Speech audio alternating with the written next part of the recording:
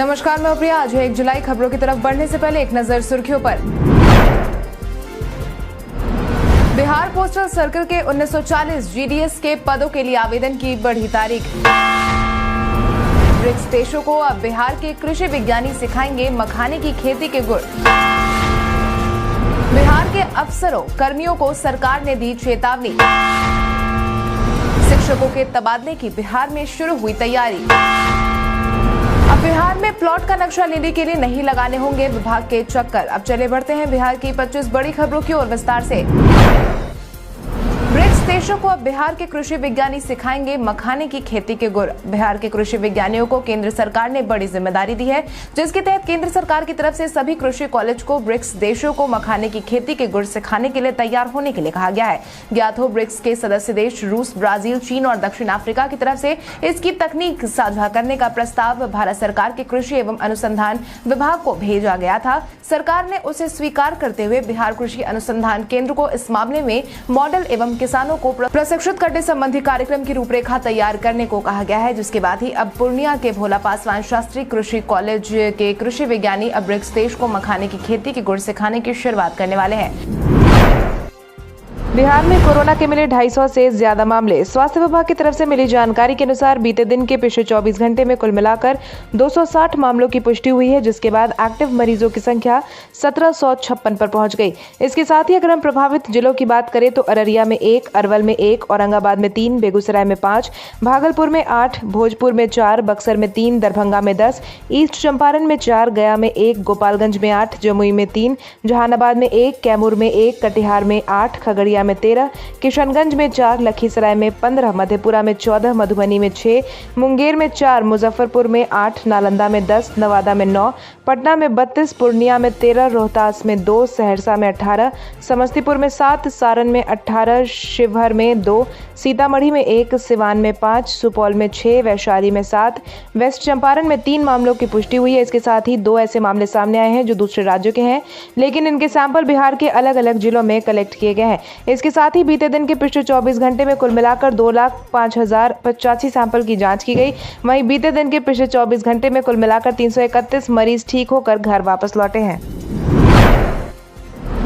बिहार का हर पंचायत होगा solar light से लैस। बिहार के सभी पंचायतों को सोलर लाइट उपलब्ध करवाया जाएगा, जिसके बाद अब कोई भी गांव गली अंधेरे में नहीं रहेगी। सरकारी सूत्रों की माने तो गांव की गलियों को रोशन करने के लिए सरकार ने नई योजना बनाई है, जिसके तहत गांव में लगने वाले सोलर लाइट के सर्वे का काम पूरा कर लिया गया है। इसके साथ ही एक पंचायत में औसतन 150 स्ट्रीट लाइट लगाने की योजना बनाई जा रही है। साथ ही एक वार्ड में 10 स्ट्रीट लाइट लगाई जाएगी, जिसके बाद सरकार की इस योजना को केंद्र सरकार के समक्ष भेजा जाएगा।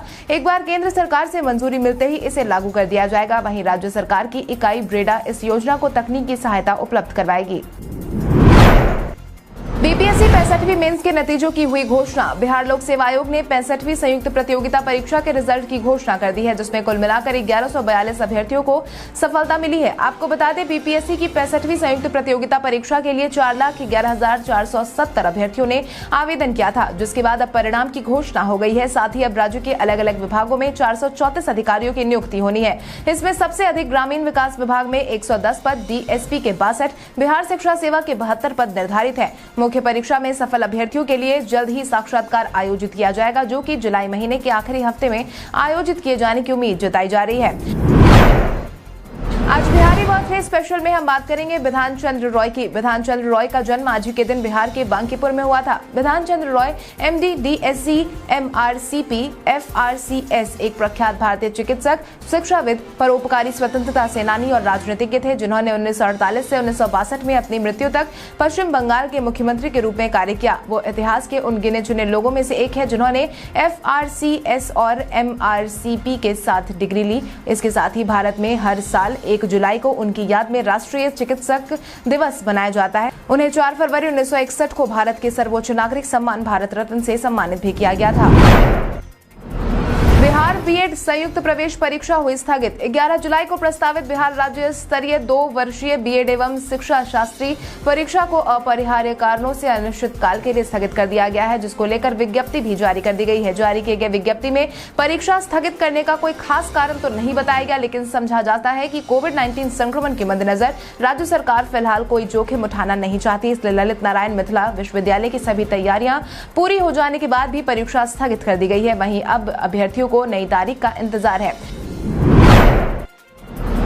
पोस्टल सर्किल के 1940 जीडीएस के पदों के लिए आवेदन की बढ़ी तारीख। भारतीय डाक विभाग के बिहार पोस्टल सर्किल के 1940 ग्रामीण डाक सेवक भर्ती के लिए आवेदन की तारीख को आगे बढ़ा दिया गया है, जिसके परिणाम स्वरूप अब इच्छुक और योग्य उम्मीदवार 14 जुलाई तक इंडियन पोस्ट रिक्रूटमेंट की ऑफिशियल वेबसाइट apppost.in पर जाकर आवेदन कर सकते हैं। ध्यान रहे, इन पदों पर भर्ती के लिए उम्मीदवार का 10वीं पास होना अनिवार्य है। इसके साथ ही अगर हम उम्र सीमा की बात करें तो उम्मीदवार की उम्र 18 साल से कम और 40 साल से अधिक नहीं होनी चाहिए। अब जल्द ही बदला सा दिखेगा पटना एयरपोर्ट। अब पटना एयरपोर्ट का नजारा बदलने वाला है, क्योंकि नगर निगम को प्रवेश द्वार पर बाउंड्री के आसपास के क्षेत्र को अतिक्रमण मुक्त करने का निर्देश आयुक्त संजय कुमार अग्रवाल ने जारी कर दिया है, जिसके तहत अब पटना एयरपोर्ट के प्रवेश द्वार पर बाउंड्री के पास अनधिकृत रूप से अब न तो वाहनों को पार्किंग करने की अनुमति दी जाएगी और न ही एयरपोर्ट के आसपास मांस मछली की दुकान को लगाया जाएगा। इसके साथ ही उन्होंने हवाई अड्डे के बाहर साफ सफाई को खास ख्याल रखने का भी अपील किया है। इसके साथ ही परिसर के बाहर कूड़ा निस्तारण के लिए लगातार कार्रवाई का निर्देश जारी किया गया है। इसके साथ ही एयरपोर्ट के आसपास आवारा कुत्तों से होने वाली परेशानी को दूर करने के लिए निगम को स्थल निरीक्षण कर ऐसे कुत्तों को हटाने के संबंध में प्रभावी कार्रवाई करने का आदेश जारी किया गया है। बिहार के अफसरों कर्मियों को सरकार ने दी चेतावनी। बीते दिन बिहार के सभी सरकारी अफसरों और कर्मियों को सरकार ने चेतावनी दी है, जिसके तहत सरकार ने सरकारी सेवकों की चल अचल संपत्ति क्रय विक्रय को लेकर सचेत किया है, जिसके तहत मुख्य सचिव त्रिपुरारी शरण ने इस संबंध में सभी अपर मुख्य सचिव, प्रधान सचिव, डीजीपी, प्रमंडलीय आयुक्त और सभी डीएम को पत्र जारी किया है। जारी किए गए पत्र में कहा गया है कि सरकारी सेवकों द्वारा चल अचल संपत्ति के क्रय विक्रय के संबंध में सरकारी सेवक आचरण नियमावली बनाए गए हैं, लेकिन फिर भी देखा जा रहा है कि इन प्रावधानों का अनुपालन नहीं किया जा रहा है। इसके साथ ही मुख्य सचिव ने साफ चेताया है कि जो सरकारी सेवक अपनी संपत्ति का ब्यौरा नहीं दे रहे हैं या छुपाने की कोशिश कर रहे हैं, उनके खिलाफ अनुशासनिक एवं प्रिवेंशन ऑफ करप्शन एक्ट के तहत केस दर्ज किया जाएगा। भारतीय तटरक्षक में नौकरी का मिला मौका। नौकरी की तलाश कर रहे युवाओं के लिए अहम सूचना। भारतीय तटरक्षक और तट सेना के कई पदों पर आवेदन की मांग की गई है। इन पदों के लिए शैक्षणिक योग्यता की बात करें तो जनरल ड्यूटी जीडी के लिए न्यूनतम 60% अंकों के साथ स्नातक की डिग्री होना और 10+2 की परीक्षा में गणित भौतिक विषय होना अनिवार्य है। इसके साथ ही अगर हम इंजीनियरिंग और इलेक्ट्रिकल की बात करें तो इसके लिए इलेक्ट्रिकल, इलेक्ट्रॉनिक्स, दूरसंचार, इंस्ट्रूमेंटेशन और नियंत्रण, इलेक्ट्रॉनिक्स और संचार, पावर इंजीनियरिंग, पावर इलेक्ट्रॉनिक्स, नौसेना, वास्तुकला, मैकेनिकल, समुद्री मोटर वाहन, मेट्रॉनिक्स, औद्योगिक और उत्पादन, धातु विज्ञान, डिजाइन, वैमानिकी, एरोस्पेस में इंजीनियरिंग में डिग्री, डिप्लोमा के साथ 60% अंक होना अनिवार्य है। बिहार के सभी जिलों में मौसम का हाल कैसा रहेगा? आईएमडी पटना की तरफ से साझा की गई जानकारी के अनुसार उत्तर पूर्व बिहार के सुपौल, अररिया, किशनगंज, मधेपुरा, सहरसा, पूर्णिया में 1 या 2 स्थान पर मेघ गर्जन के साथ आकाशीय बिजली की संभावना जताई गई है। इसके साथ ही दक्षिण पश्चिम बिहार के बक्सर, भोजपुर, रोहतास, भभुआ, अरवल, औरंगाबाद, जहानाबाद के साथ ही दक्षिण मध्य बिहार के बेगूसराय, गया, पटना, नालंदा, नवादा, शेखपुरा, लखीसराय, दक्षिण पूर्व बिहार के बांका, भागलपुर, जमुई, कटिहार, खगड़िया, मुंगेर में बारिश के साथ साथ स्थानीय बिजली कड़कने की चेतावनी जारी की गई है। इसके साथ ही उत्तर पश्चिम बिहार के वेस्ट चंपारण, सिवान, ईस्ट चंपारण, गोपालगंज में कई स्थानों पर गरज के साथ बारिश होने की संभावना जताई गई है। इसके साथ ही मेघ गर्जन और आकाशीय बिजली गिरने की संभावना भी जताई गई है। उत्तर मध्य बिहार के सीतामढ़ी, मधुबनी, मुजफ्फरपुर, दरभंगा, वैशाली के कई स्थानों में भी बारिश का पूर्वानुमान जारी किया गया है। अब बिहार में प्लॉट का नक्शा लेने के लिए नहीं लगाने होंगे विभाग के चक्कर। बिहार में प्लॉट का नक्शा हासिल करने के लिए आपको अब तक काफी ज्यादा जद्दोजहद का सामना करना पड़ता था। हालांकि अब बिहार वासियों को नक्शा पाने के लिए विभाग के चक्कर नहीं लगाने होंगे। बिहार सर्वेक्षण कार्यालय गुलजार बाग पहुंचे राजस्व एवं भूमि सुधार विभाग के अपर मुख्य सचिव विवेक कुमार सिंह की तरफ से मिली जानकारी के अनुसार अब आपके घर बैठे बैठे ही ऑनलाइन ऑर्डर करते ही भू नक्शा की होम डिलीवरी हो जाएगी। इतना ही नहीं, अब अगर आप चाहें तो अपने भूखंड के नक्शे को डाउनलोड कर उसे A4 साइज के प्रिंट में भी रख सकते हैं, जिसकी व्यवस्था इसी महीने से शुरू होने वाली है। दूरस्थ शिक्षा कोर्स पर यूजीसी ने लगाई रोक। बिहार के विश्वविद्यालयों में हो रहे दूरस्थ शिक्षा कोर्सेज पर यूजीसी की तरफ से रोक लगा दी गई है, जिसके तहत अब बिहार के कोई भी विश्वविद्यालय दूरस्थ शिक्षा के माध्यम से कोई कोर्स नहीं करवा पाएंगे। जारी की गई जानकारी के अनुसार मानक पर नहीं उतरने के कारण इन विश्वविद्यालयों की मान्यता खत्म हो चुकी है। इसको लेकर हाल ही में विश्वविद्यालय अनुदान आयोग के दूरस्थ शिक्षा ब्यूरो ने देश भर में दूरस्थ शिक्षा के लिए मान्य विश्वविद्यालय और उनके संस्थानों की सूची जारी कर दी है, जिसमें बिहार के किसी भी विश्वविद्यालय या संस्थान को जगह नहीं मिली है। वहीं अब तक बिहार में ललित नारायण मिथिला विश्वविद्यालय दरभंगा, BRA बिहार विश्वविद्यालय मुजफ्फरपुर, पटना विश्वविद्यालय, मगध विश्वविद्यालय, बोधगया से दूरस्थ शिक्षा के विभिन्न तरह के कोर्सेज कराने की अनुमति थी, लेकिन अब नहीं होगी। अमूल दूध हुआ महंगा। आम आदमी जहां एक तरफ पेट्रोल डीजल खाने के तेल के बढ़ते दाम से परेशान है, वहीं दूसरी तरफ अब दूध पीना भी महंगा हो गया है, जिसके तहत आज से अमूल दूध 2 रुपए महंगा मिलेगा। इतना ही नहीं, अमूल के सभी milk product, Amul gold, Amul शक्ति, अमूल ताजा, Amul T special, Amul slim and trim में 2 रुपए प्रति लीटर के हिसाब से बढ़ोतरी होगी, जिसके बाद अब दूध 58 रुपए प्रति लीटर का मिलेगा। गौरतलब है कि लॉकडाउन और अनलॉक की प्रक्रिया के बीच लगातार बाजार खुल रहे हैं और बंद हो रहे हैं। ऐसे में लोगों के रोजगार पर जारी संकट के बीच बढ़ती महंगाई नई चिंता का विषय है।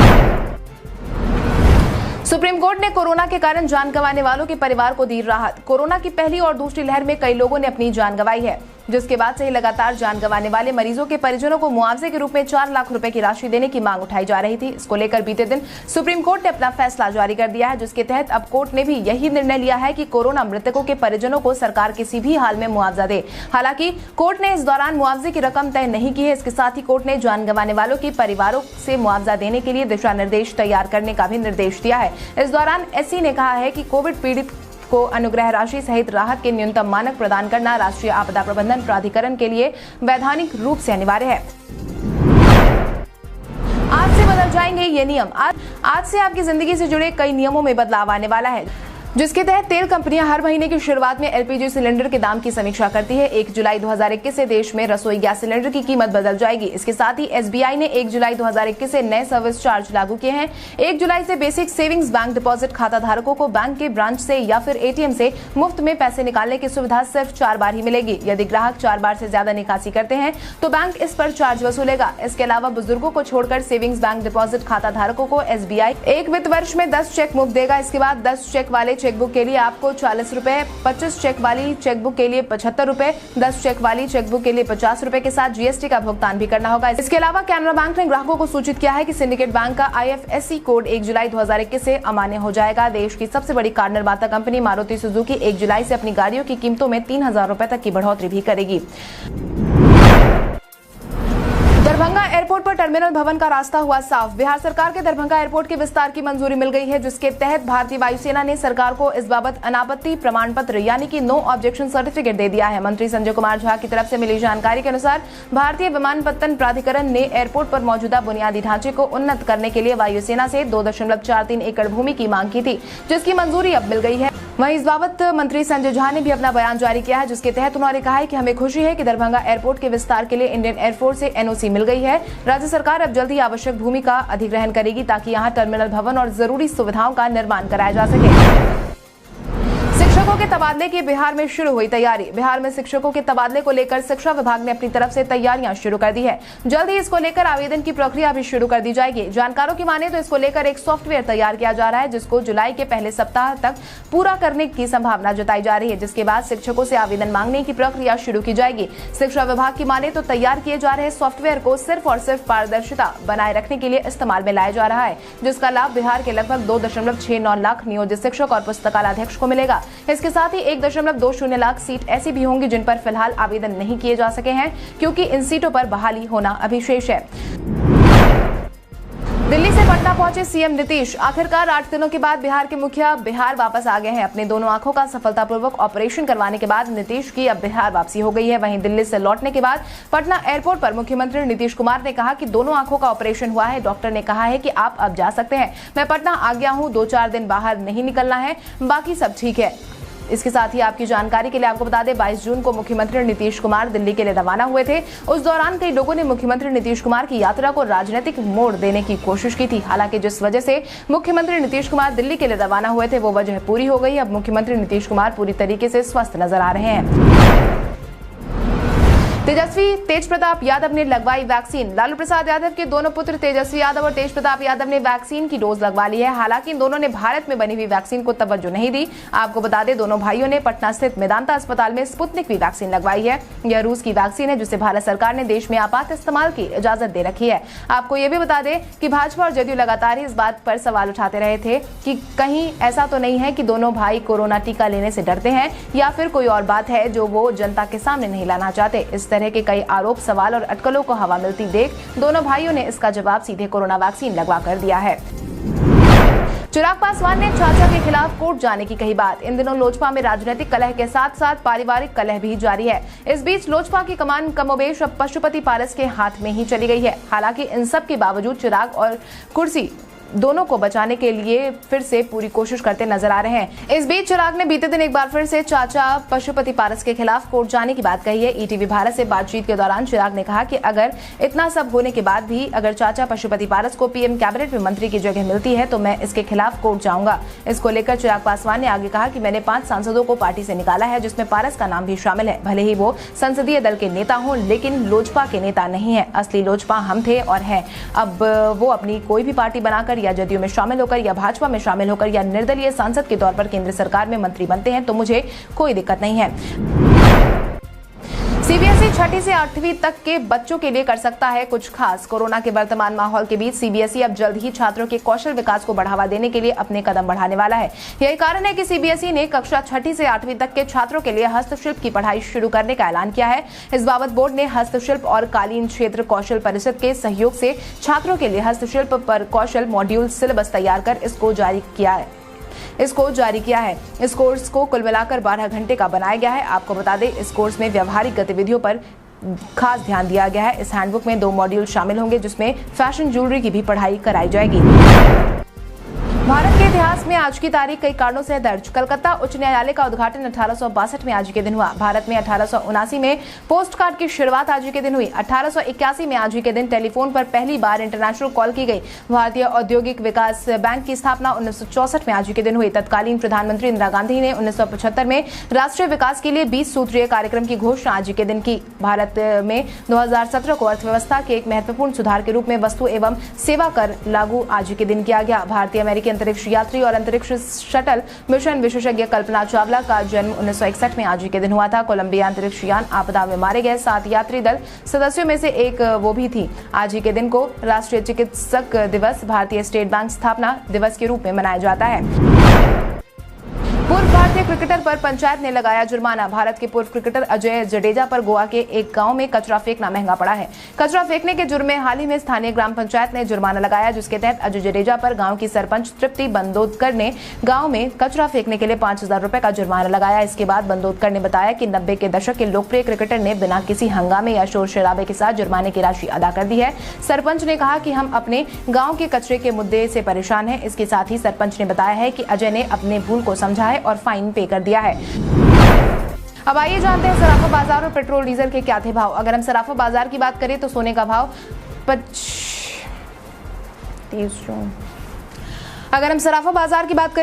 भाव 30 जून को 22 कैरेट के लिए प्रति 10 ग्राम 45,740 रुपए था। वहीं 24 कैरेट के लिए प्रति 10 ग्राम 46,740 रुपए था। इसके साथ ही अगर हम चांदी की बात करें तो चांदी का भाव प्रति किलो 67,600 रुपए था। इसके साथ ही राजधानी पटना में पेट्रोल की कीमत की बात करें तो पेट्रोल के दाम ने आम नागरिकों पर बुरा प्रभाव डाला है। राज्य में पेट्रोल की कीमत शतक पार 101.08 रुपए प्रति लीटर और डीजल शतक के करीब 95.12 रुपए प्रति लीटर था। कल हमारे द्वारा पूछे गए सवाल का जवाब आप में से बहुत सारे यूजर ने हमें कॉमेंट करके दिया था। उसके लिए आपका बहुत बहुत धन्यवाद। आप में से जिन यूजर का कमेंट हमें अच्छा लगा है उनके नाम है ओमकार सिंह, राजीव कुमार, कमला अग्रवाल, ललित कुमार, प्रवीण कुमार, जगदीश मिश्र, दिलीप गुप्ता, नीतीश कुमार, गोविंदा कुमार, धर्मेंद्र कुमार, ममता कुमारी, आभा कुमारी, नुन्नू कुमार। इसके अलावा हमारी टीम को और भी लोगों के जवाब अच्छे लगे हैं, मगर समय के अभाव के कारण हम उनका नाम नहीं ले पाए। लेकिन आप हमारे सवालों का जवाब देते रहे, हम कल आपका नाम लेने की पूरी कोशिश करेंगे। तो चलिए बढ़ते हैं आज के सवाल की ओर। आज का सवाल कुछ इस प्रकार है।